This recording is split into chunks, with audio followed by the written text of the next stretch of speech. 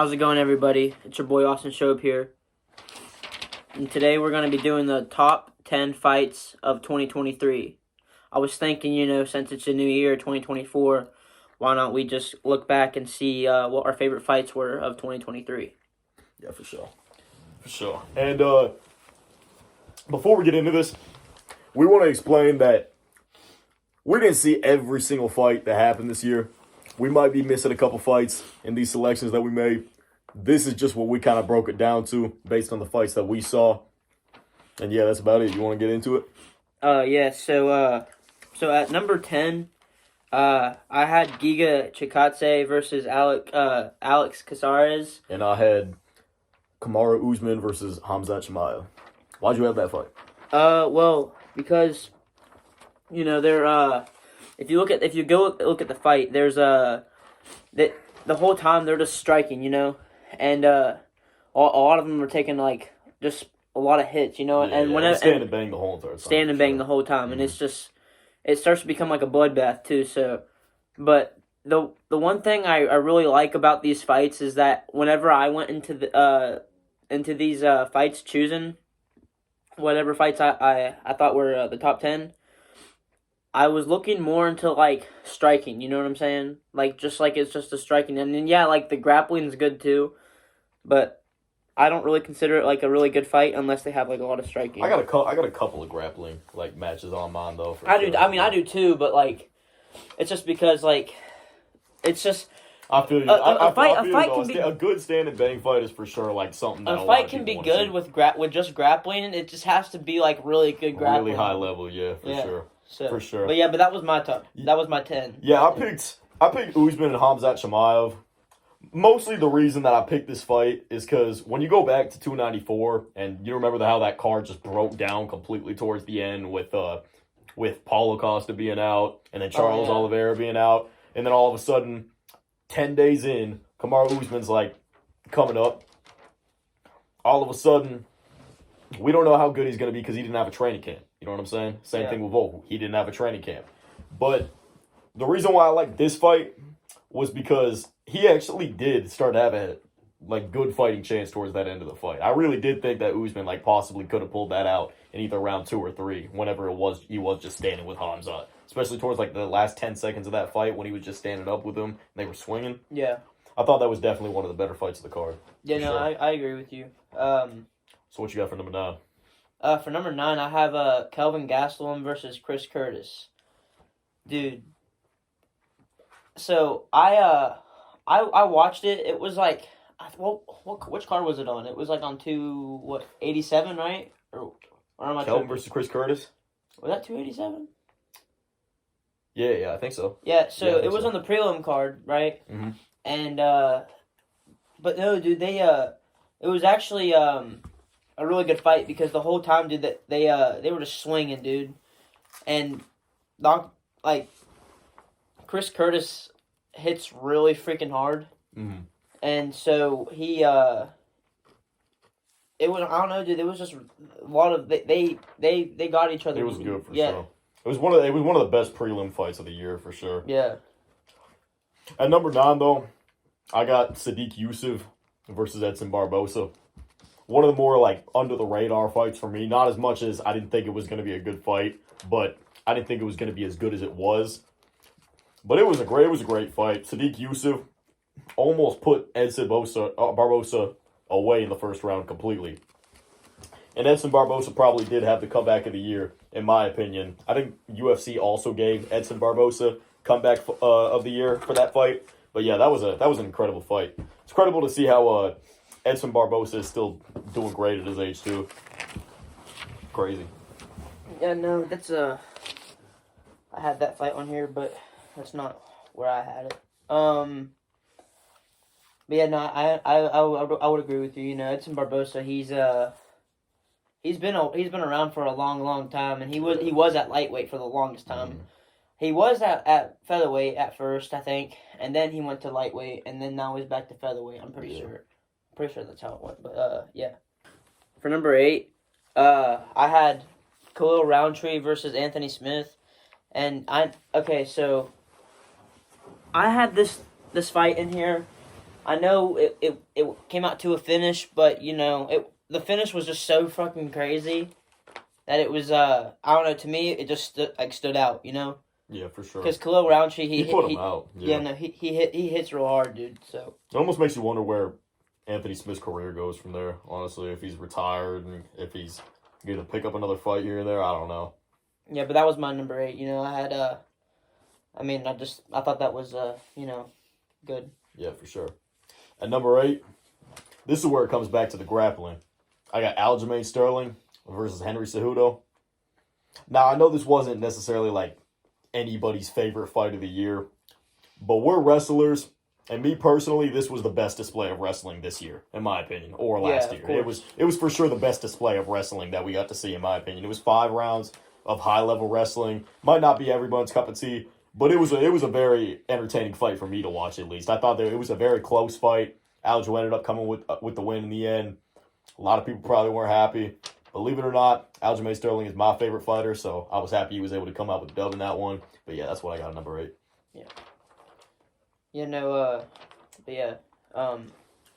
That's a good fight.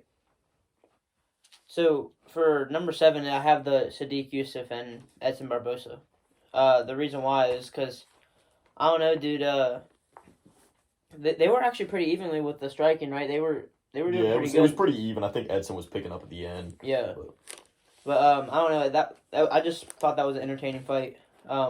Especially whenever Edson got the spinning back kick and then almost knocked him out. Yeah, for sure. But yeah. That was a good fight, man. 7, I got Jalen Turner versus Dan Hooker. Another one of those fights where it was just stand and bang the whole entire time. They were just punching each other. Just crazy. I don't know how Dan Hooker survived that fight. I don't know how Dan Hooker ended up winning that fight in the end of it.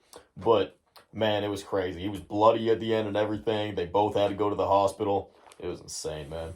Yeah. Yeah, no, I like that fight. I honestly, I forgot about that fight. I probably would have put up my list, too. You know that lost me a leg in my parlay? Whenever I was doing a parlay for that fight card, and that literally was, like, the first fight on the parlay, and I immediately lost. Didn't you say, didn't you bet on Jalen Turner? Yeah, I bet on Jalen Turner, and I immediately lost. So I was like, okay. Yeah. I don't know. Yeah, that was a good fight, though. I probably would have put it on my list. Yeah. But yeah, no, at number 6, I have Josh Emmett and Ilya Topuria. Ilya just, showed how good he is in striking and his grappling, too. I know Josh Emmett was, a college wrestler. I can't remember where he wrestled at, but that's his background, and he hits real hard. I know he actually got Ilya a few times in that fight. What was the scorecard on that fight? Wasn't it didn't Ilya do something crazy to him? Wasn't it 50-43 and 50-42 from the judges? I'm not too sure. I had to look back into it. I think it was. That was a crazy display from Ilya for sure. Yeah, no, Ilya's a good ass fighter, so I mean, I have that as my number 6. That fight was really entertaining. Man, he gets the title shot too. Mm-hmm. Number 6, I got Justin Gaethje versus Rafael Fiziev. Man, this one was crazy, man. I mean, what did you expect? What did you expect having Justin Gaethje in any fight with a dude who's gonna stand and fight with him? I mean, it was a crazy fight the whole entire time. Fiziev, he did good in the first 2 rounds. Yeah. But then Justin Gaethje really broke him in the third. He really just kind of. Well, actually, probably halfway through the second, he did. Yeah, so. he just kind of pieced him up, and then he landed that takedown at the end too. So which was his first takedown in the UFC. So that was kind of nice to see. Yeah. So yeah. So my number 5 was actually about the Sterling and Cejudo. I really liked the grappling exchanges in that fight, especially Cejudo was actually doing pretty good, especially when he came back. What was it 2 or 3 years since he's fought? Yeah, it's been a minute. Yeah, sure. So yeah, no, I think he did really good. Henry had a good 5th round too. I'll tell you that. Mm-hmm. He had a really good 5th round. What was your number 5? Number 5. This is probably a more under the radar fight. I got Movsar Evloev versus Diego Lopez. Now my explanation on this one, 288 wasn't that great of a card. I understand that. Sterling and Cejudo was one of the only cards in the fight that was truly held its own. I felt like the rest of them were kind of disappointing. Yeah. But I felt like Movsar Evloev versus Diego Lopez was good because Bryce Mitchell dropped out like last second. And at least me personally, I didn't know who Diego Lopez was whenever he stepped in to take the fight. I didn't know who he was. I had never seen him fight. Yeah, no, I hadn't seen anything about him. So I thought he was going to come in and just get completely destroyed by this dude. 17-0. Mobstar was just going to completely just dismantle him, I felt like. But he was able to get some sneaky submissions that whole entire time and make the fight like extremely interesting to the point to where any time I felt like it was actually he was in that fight. And then like I think just recently he had his like second fight in the UFC where he had a full training camp and then knocked a guy out in the first round. Yeah, so, bro. I mean he's like I feel like he's gonna like, be up there. I think he's won 2 fights in a row now, 2 or 3 or something. Yeah, it's pretty wild. It's pretty wild, man. Dude's really becoming a star. He's really good. What are we at now? Number 4? Yeah. So, for number 4, I had Max Holloway versus Arnold Allen. Arnold Allen, like, so, I don't know, after knocking out, like, Dan Hooker, I think, in, like, the first round. Yeah. So, I think he got the fight with Max Holloway, right? Yeah. So, I thought Arnold did pretty good in, like, the first, like, 2 or 3 rounds against him. You know, he actually, I think he got, like, round 1 or 2. Yeah, I think he got a couple rounds for sure, yeah. Yeah, no, he showed off, like, he did really good against Max Holloway, and I don't know, that fight was just really entertaining to me because they're both really good strikers. The exchange at the end, too, when they were just like, whatever. Max Holloway almost knocked him out, though. Yeah, true. So. He did drop him at the end, right there. Yeah. Yeah, that was a good fight, man. Number 4, though, I got Alexa Grasso versus Valentina Shevchenko. This, in my opinion, was like the best female fight of the year, in my opinion, for the women's division. It was just one of those where nobody thought Alexa Grasso was going to win that fight. I'm not saying there's no one out there, but me personally, I didn't hear anybody talking about Alexa Grasso was going to win this fight. Right. And it was just a crazy exchange the whole entire time to where Alexa Grasso was actually able to spin behind, get that rear naked choke, and end up winning that fight and winning the championship. It was just it was a really good fight for sure. Yeah, no, I agree. For number 3, I actually had Gaethje and Fiziev. You know, that fight really was just entertaining to me. You know, Fiziev showing his skills against Gaethje. You know, Gaethje was having trouble with him in the first round. You know, trying to figure out, I guess, how he fights or whatever. But yeah, no. I don't know. That was just a really good striking fight. You know. Fiziev has a Muay Thai background, and, you know, Gaethje just hits real hard, you know? And every time he hit him, dude, you could just see the damage on his face. You know what he said after the fight? He said, dude, like, every one of your hits is damage. He said to Gaethje, which is crazy. That's what everybody who fights. But Gaethje did say that he was dangerous and it was like a killer. You know what I'm saying? Oh yeah, for sure. That's why I really wish that the Gamrot fight didn't really. That was so annoying, man. Yeah. My heart hurt for Fiziev there. Yeah, no, sure. I don't know. I don't know what's next for him, but you know, that was a good fight. Though I really liked the Gaethje and Fiziev fight. Yeah, for sure. What was your number 3? You said. Oh, number 3. I thought we were on number 2. Number 3. I got Brandon Moreno versus Alexander Pantoja. Okay. Best flyweight fight of the year for sure. Really, really good title fight. If you want a really good display of martial arts, you go to that fight. Basically, I mean, it was just you had the striking, you had the wrestling, you had the grabbing, you had the jiu-jitsu. You pretty much had everything. I think that fight was just it was a great display of martial arts in that fight. Who do you think is going to win that? His next fight though. You think Moreno's going to beat Albazi? That's a tough one, man. I don't know, dude. There's a lot of the flyweight division is getting pretty stacked, honestly, because Amir Albazi's like a stud. Manel Kape fighting this weekend too. Yeah, but especially Amir Albazi though, he's probably going to be champion one day because he's really, really good. We'll see, man. That'll be a good fight for sure. But yeah, no. For number 2, I actually had Alexa Grasso versus Shevchenko. You know, I mean, Alexa Grasso was definitely prepared well for that fight. You know, I mean, I know she was getting pieced up a little bit before the submission. Yeah. But she got her a couple of times, dude. She was striking with her. You know, I mean, I think she won one of the rounds before it too. So I mean, it wasn't like it was complete domination until that submission. Yeah, and I mean, she reps Mexico, right? Yeah. So and there's a lot of good boxers down there too. So it's like, oh yeah, for sure. They're known for boxing in the Olympics. So Canelo, and then Brandon Moreno, he's a good boxer. So even Yair. What do you think Alexa Grasso's next fight is? You think they do the trilogy for Valentina? I don't know because I think so because the second fight came out to a draw. So yeah, man. So they're probably gonna fight a third time. I would have to guess, but I don't know, dude, because from what Dana's been doing recently with how he's been doing the fights, where they're not getting automatic rematches or dude, Brandon Moreno, he's fighting Amir Albazi. So yeah, that's a tough one. Yeah, I guess we'll have to see, man. I don't know. I don't know. Number 2, I got Shavkat Rakhmonov versus Jeff Neal. This was just crazy, bro. Shavkat's just a killer. Me and him have talked about several times that we think he's definitely going to be champion one day. Right. He's finished every single opponent he has into the fight, but Jeff Neal was actually piecing him up a good bit that fight. That was the most we've seen Shavkat challenge so far, even more than Wonderboy. You know what I mean? Because Jeff Neal was seriously hitting him in a couple of those rounds and seriously piecing him up. And Shavkat too, whenever his mouthpiece fell out, and he just continued to fight straight up, just getting hit. Yeah, I don't know, dude. It's probably all that horse meat he's been eating. That dude's chin is insane, man. I'll go ahead. Number 1. Yeah, so for number 1, I have Alexander Volkanovski versus Islam. Number 1. I also have Alexander Volkanovski versus Islam Makhachev. Dude, that fight was fucking insane, dude. It was the best fight of the year. I think anybody who was watching that fight can agree that was the best fight. No, dude, I thought Volkanovski won, dude. We both thought Volkanovski. I'll stand on that too. I thought Volkanovski won the fight.